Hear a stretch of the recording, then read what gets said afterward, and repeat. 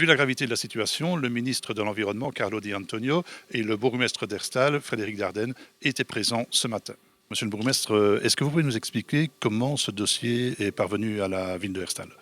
C'est un peu par hasard, en fait. C'est suite à un vol ici sur le site que la barrière, qui était une barrière qui empêchait l'accès, a été cassée et que l'accès était dès lors possible et que des enfants sont venus sur le site un peu par curiosité et ont eu le bon réflexe de signaler qu'il y avait des fûts avec une tête de mort à leur grand-mère qui nous a prévenus. Donc c'est une situation exceptionnelle. Maintenant, il est clair qu'avec le passé industriel de la ville de Herstal, il y a plus de risques que ça existe dans une ville telle que la nôtre que dans d'autres. Alors, monsieur le ministre, est-ce que vous pouvez nous expliquer ce qui vous a amené à demander une intervention de SPAC ici?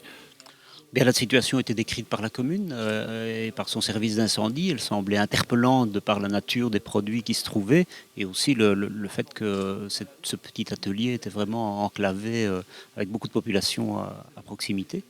Et donc on voulait avoir tout de suite une évaluation du risque et une intervention rapide. C'est ce qu'a permis la collaboration avec la SPAC et ma demande envers la SPAC. Alors, est-ce qu'il n'y a pas quelque part un vide juridique qui fait qu'on se trouve dans des situations comme celle-ci où personne ne connaît l'existence d'un tel dépôt?